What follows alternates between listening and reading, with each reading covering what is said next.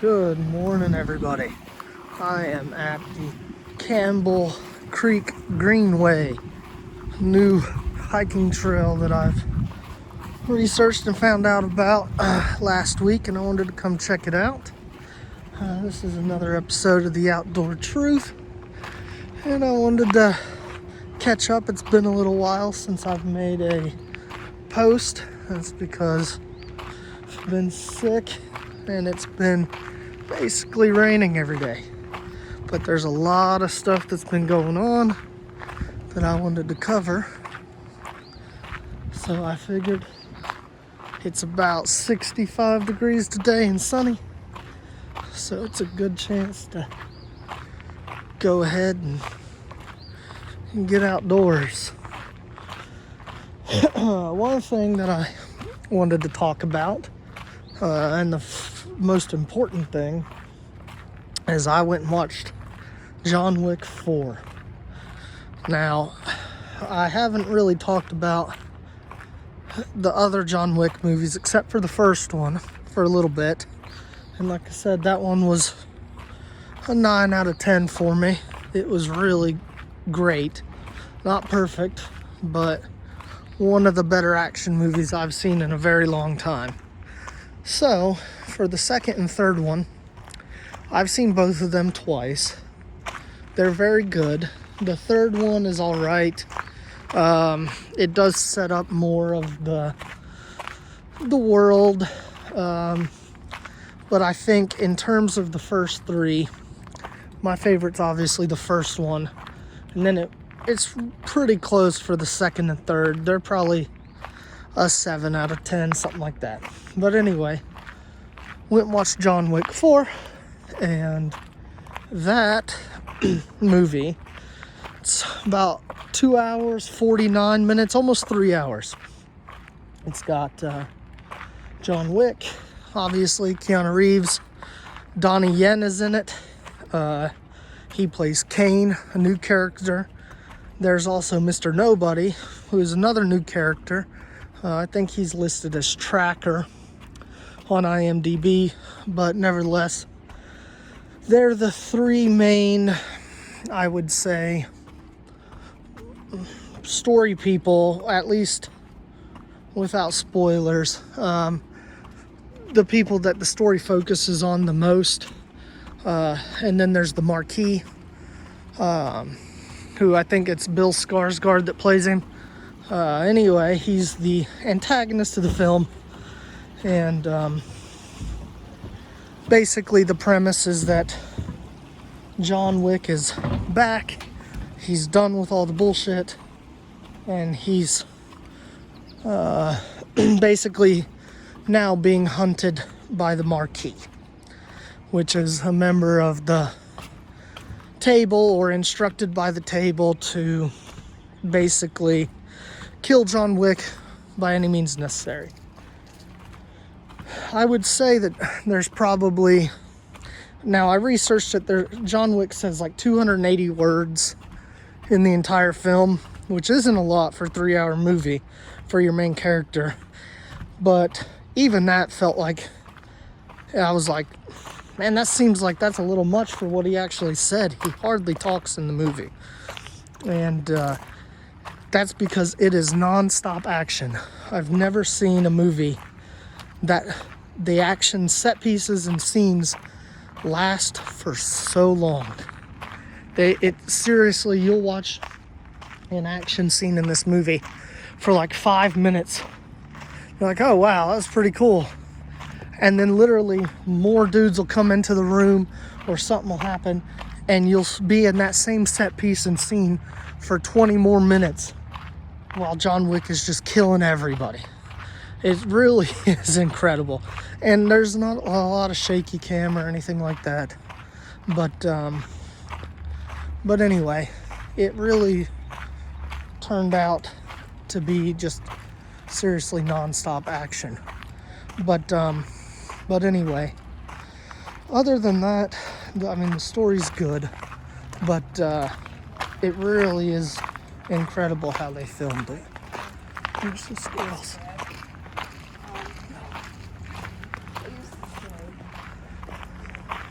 Yeah, and then other than John Wick, the other characters, their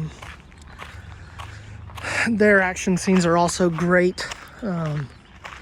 They mingle very well together in the scenes, and there's about, I would say, towards the end of the film, there's an action scene that has basically like an asymmetrical view, like over the top view of John Wick in a building, and he's using dragon breath shotgun rounds, and the scene lasts for like 20 minutes of him running through these rooms in an overhead shot and just blasting and lighting everything and everybody ever on fire.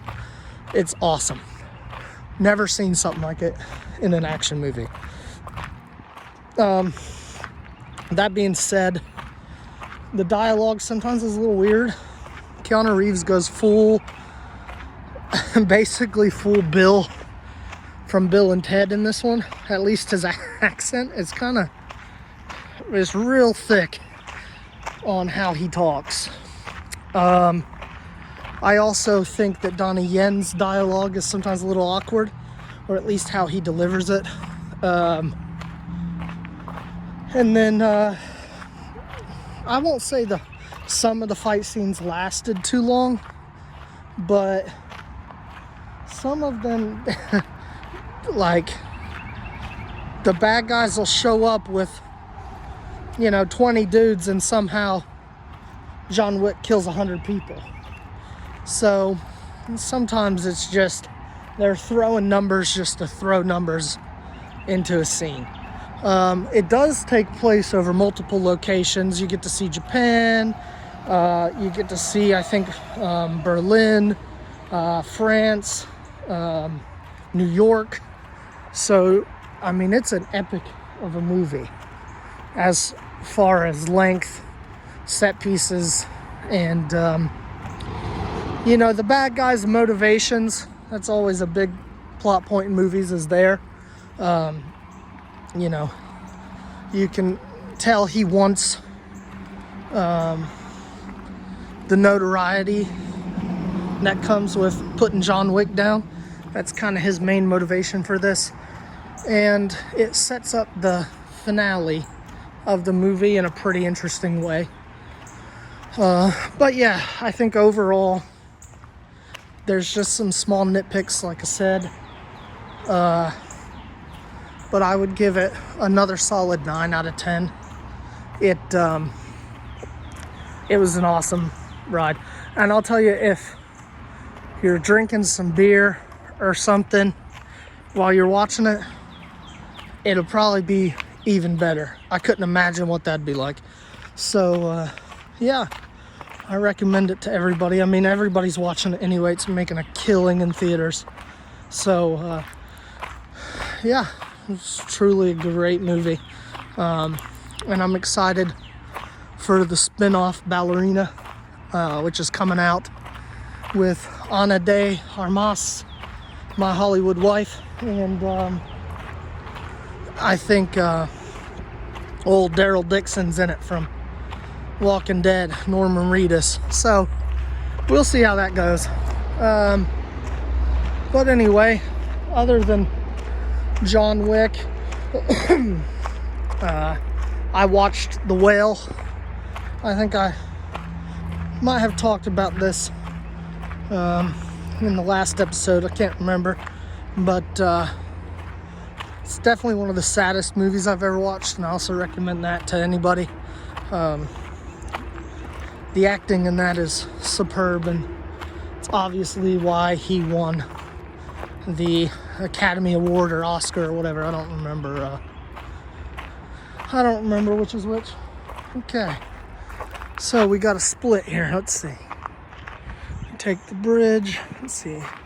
Start of Campbell Creek, Carolina Thread Trail. Where are we going up? I guess we'll go across the bridge. This little path.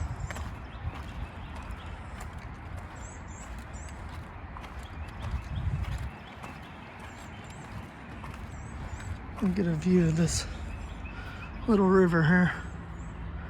That's pretty nice. I didn't realize this was even here because it is surrounded by the city. So I had no idea that this was here. Now here's a question. Which way to go now? So there is that way. Seems busy. Which is McAlpine Creek Greenway. So let's just go that way and see what's going on. So yeah, a lot happening in the news that I wanted to cover. One of those things being TikTok and the Restrict Act. So the CEO of TikTok has done his congressional hearing. It was about as interesting as watching paint dry, only because you don't get anywhere in questioning like that. It's Congress asking, well, could China use that information to spy on Americans, and then him saying no 1,000 times, and then nobody getting anywhere. So I feel like that's what happens in every congressional hearing. Even when people lie and it's obvious they're lying, nothing ever happens. Nobody gets arrested or charged for lying to Congress, even though they bring it up all the time. But anyway, so nothing really came out of that, which was what I expected. But one thing that did kind of stem from the whole TikTok shenanigans is the new Restrict Act that's trying to get passed through Congress right now. There's a couple of versions of it, and the one that they're settling on, you know, a lot of people are super worried about it because it seems like the Department of Commerce can dictate, basically, if you're doing transactions with quote unquote foreign adversaries, they can track it and potentially charge you with it for a crime. It's basically like the thing that happened after 2001 with Snowden and all that he released. But anyway, he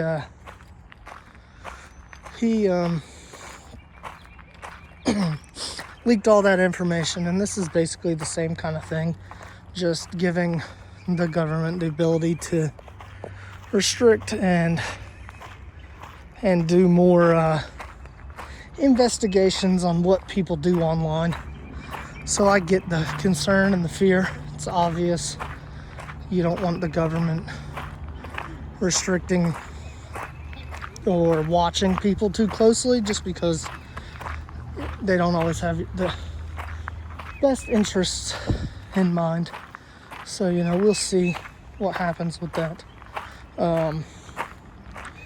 You know, if it does pass, like most things, I believe it won't be too significant. I mean, it could be, which is the concern, but I have a theory that not a lot ever really happens, and it could be something that a lot of people are worried about, but the government probably does it anyway, and they don't need a bill to solidify it. They probably, you know, everybody's worried about TikTok spying on you. I'm sure our government does it to an even greater degree. So we'll see. There's more information about it, but other than me going off the top of my head and trying to explain it, just look it up. There's a lot to it. In my opinion, obviously, having the government involved in your affairs, it's important for some things, but most of the time it's probably overreach, and I won't say necessary. It shouldn't happen. People shouldn't be on board with it, because if the government is corrupt, or if you think it is, then you don't want to give them power. if you don't think that they're corrupt, you have to at least admit that the ability for them to be corrupt is there. So giving them more and more power just takes rights away from us. And I'm not saying that we should be without government doing anything, because if, for example, TikTok is spying on us, the Chinese government is doing these things, then sure, we should do something in terms of national security and all that. And, you know, it's easy to say that the motives are bad, but they might not necessarily be like that. It might not be a negative for now. Doesn't mean it can't turn into that. So I just recommend everybody do their research on it. I mean, it's either going to pass or not. It's nothing we can do about it now. So yeah, the Restrict Act will be the next big thing. Once they make a decision on it, I'll talk about it in a little bit more detail, and maybe even read through it. But for now, like I said, just research it. These bills have a tendency to change or disappear into the ether, never to be heard or talked about again. So we'll see. But yeah, so that's been a big thing going on. See what else is, I guess, the little internet culture. Andrew Tate, who is always a hot topic. He, if you don't know, went to jail in Romania under suspicion of crimes, basically keeping two women against their will, and potentially some other stuff. No charges have been brought, but I feel like he's been in jail for like 5 months now. It's been forever. And he just had a bail hearing yesterday or the day before, and it got denied, so he's stuck for another 30 days. And I just think it's kind of funny and ironic. Obviously, it's not good. He is a U.S. citizen, and he's being held without charges, and that's not good. But he was quick to criticize America being a failed state and how awesome Romania is and how free it is and great and this and that. And now he's sitting in jail for months and months without any prospect of getting out soon, and with no charges being given to him. So, you know, just be careful what you say, because it can bite you in the ass sometimes. But I think the U.S. Embassy is getting involved with it, and either they're the ones that push for the charges, or they're pissed that an American citizen is being held for such a long time without charges being given. So we'll see if that expedites things. He still swears his innocence, as does everybody around him. Like I said, there's no charges yet. The facts of the case are a little iffy. Would it be shocking if it were true? Not in the slightest. Not because everything he says is ridiculous, but he kind of does come off as a scumbag sometimes. So I'm not shocked by anything. And in regards of that, like, anybody can do anything crazy, and if you're surprised by it, then you're just naive. Because how many times have we seen who we assume to be good people or whatever, and then something comes out about them that's just the worst, you know? So we'll see what happens with that. I don't think I don't know what'll happen. He'll probably get released, and then the notoriety and popularity, man, that he'll get from it will be huge. We'll see. One thing that has not been talked about at all in the past couple weeks is they shot down like 4 or 5 unidentified objects in the air like last month.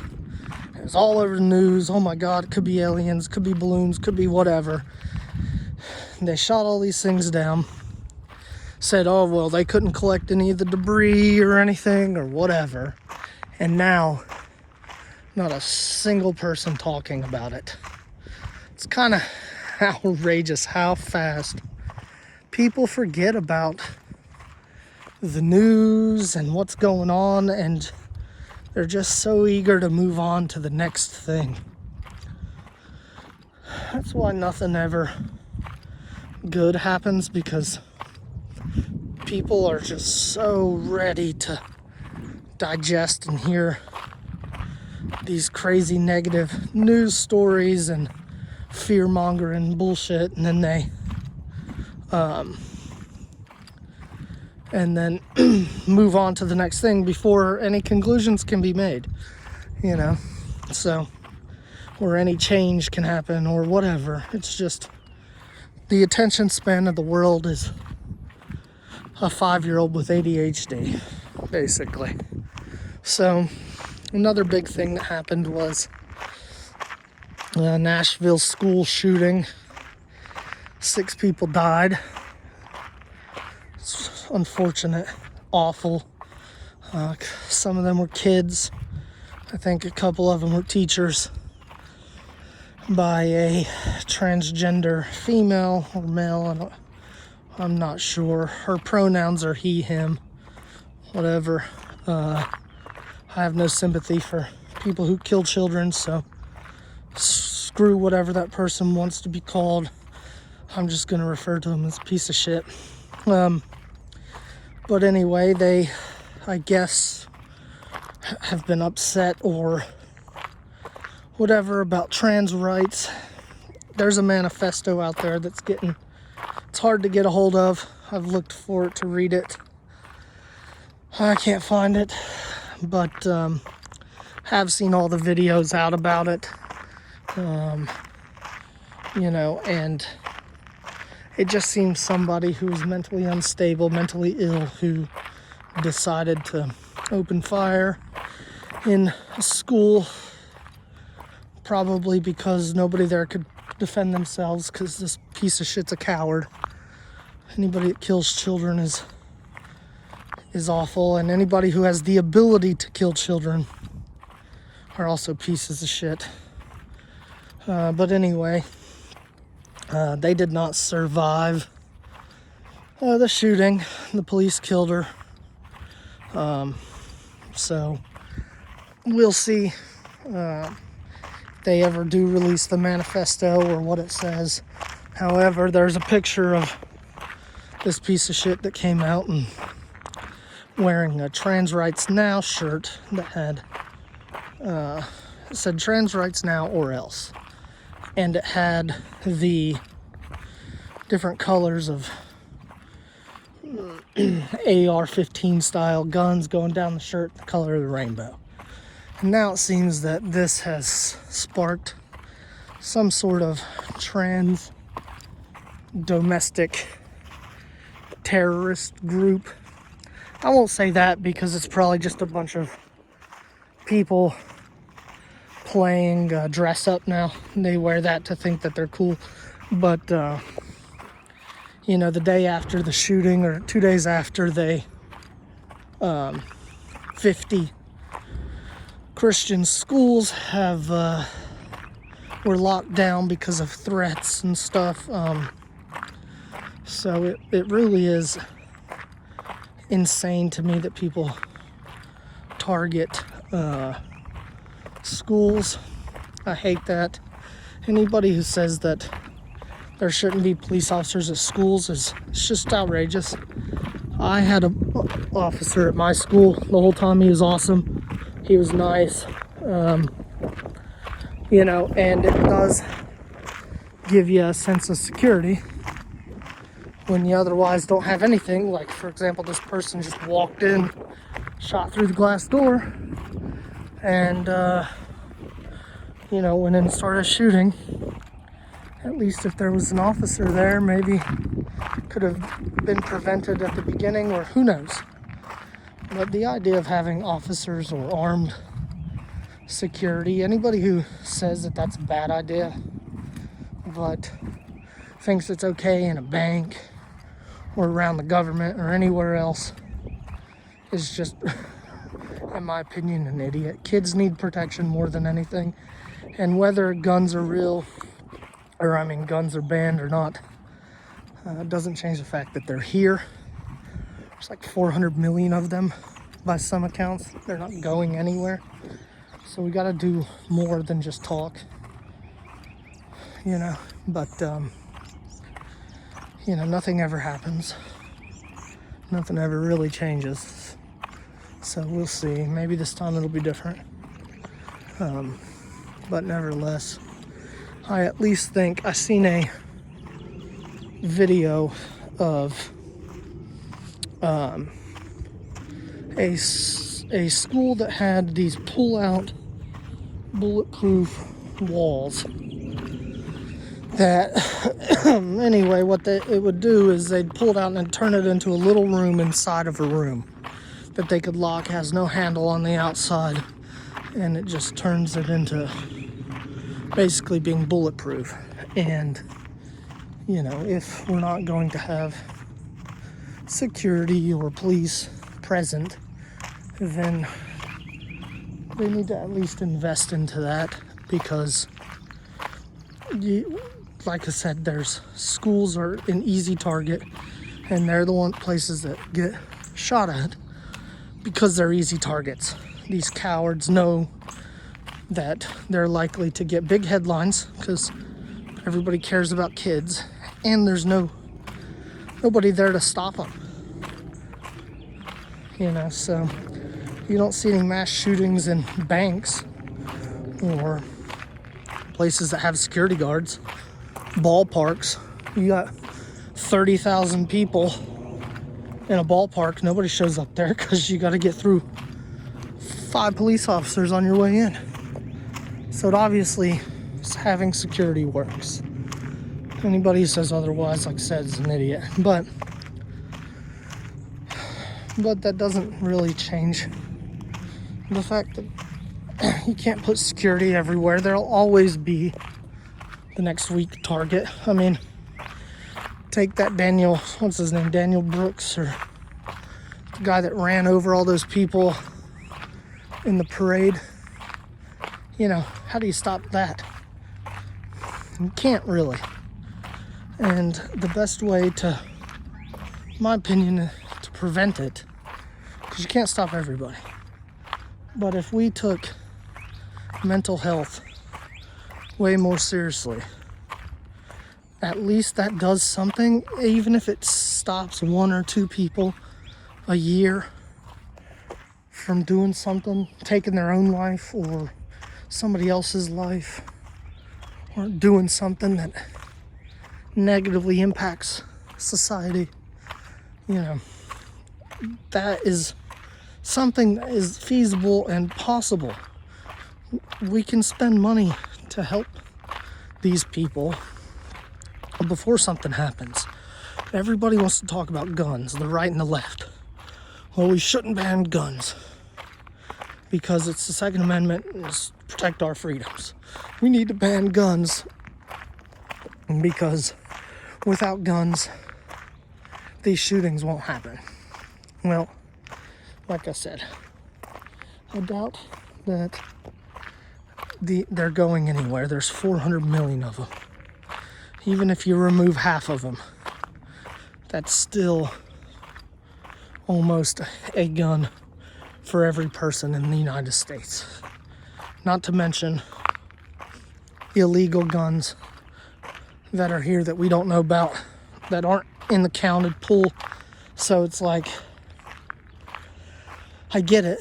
There are countries that don't have guns, that don't have crime, don't have hardly anything. But what people don't understand, like Japan gets used as an example a lot.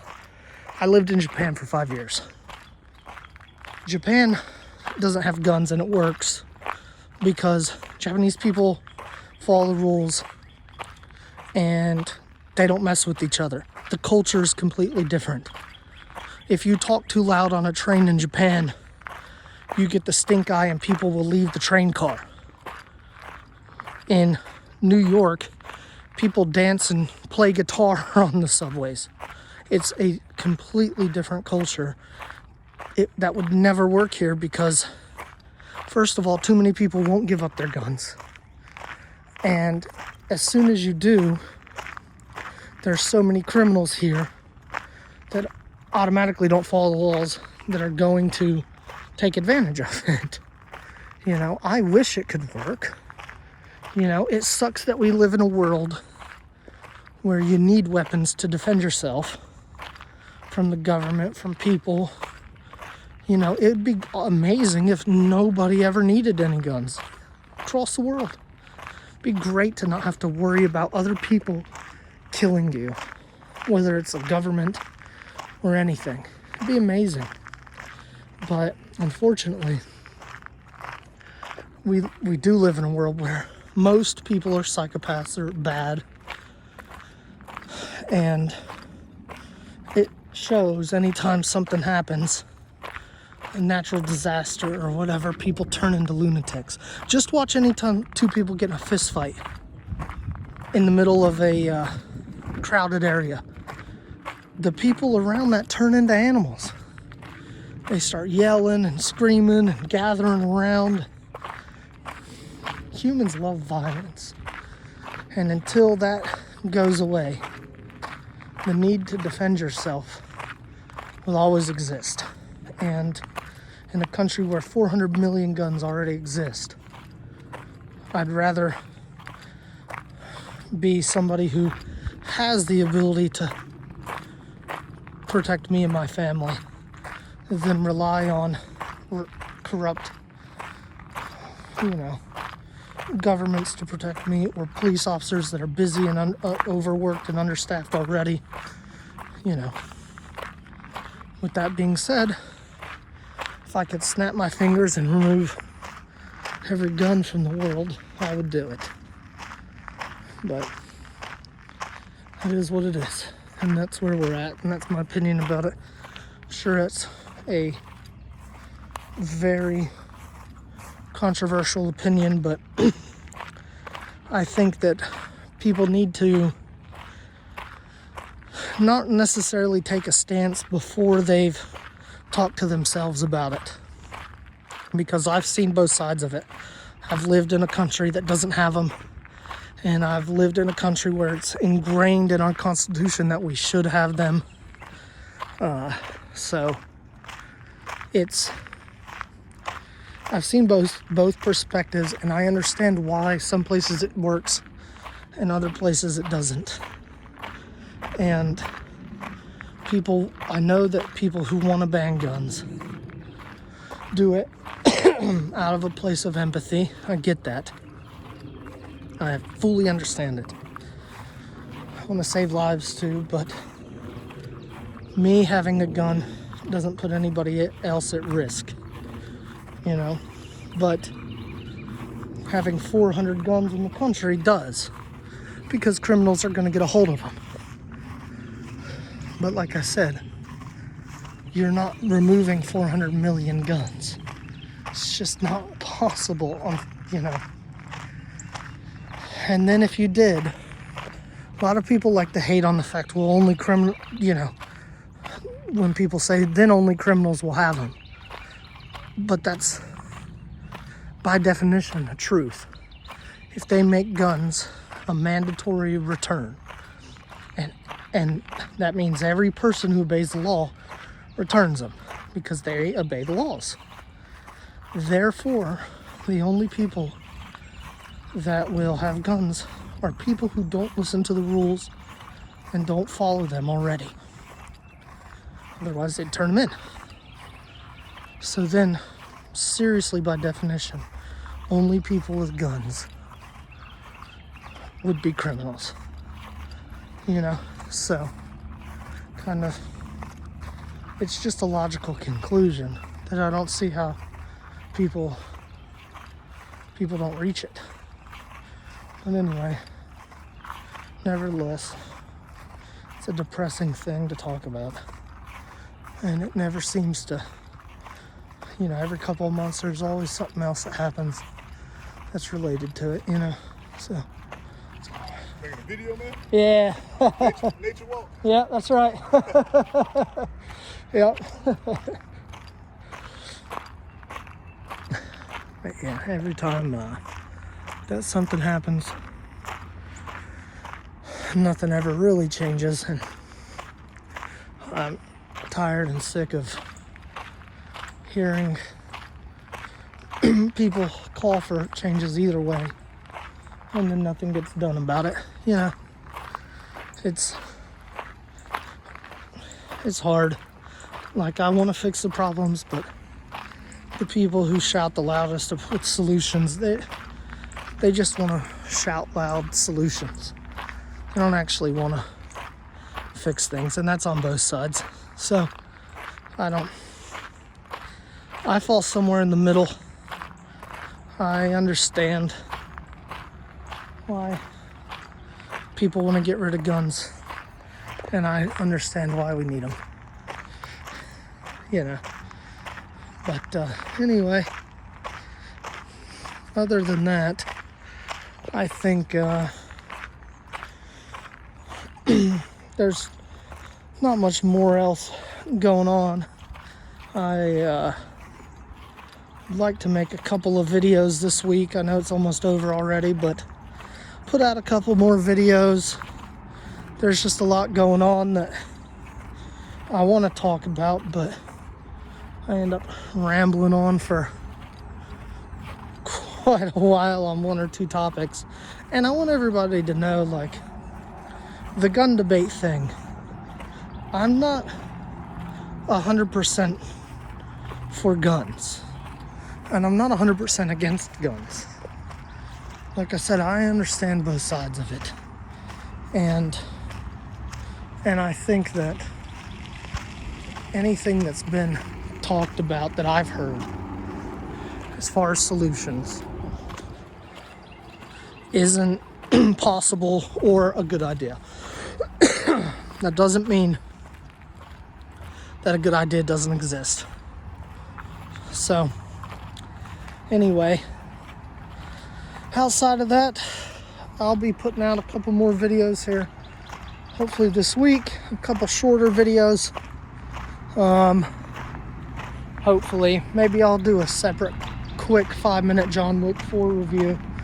That way people don't have to try to scroll through a 40-minute video to hear a topic. I'd like to segment my videos into sections for everybody. That way, if you're interested in listening to it, you could just pick whatever section you want. But anyway, all right. I don't think right now I got anything else to talk about. This path is very nice. It's very busy, but it's a nice open road and a lot of good scenery. But anyway, this has been an episode of The Outdoor Truth. I hope y'all have a good one. See ya.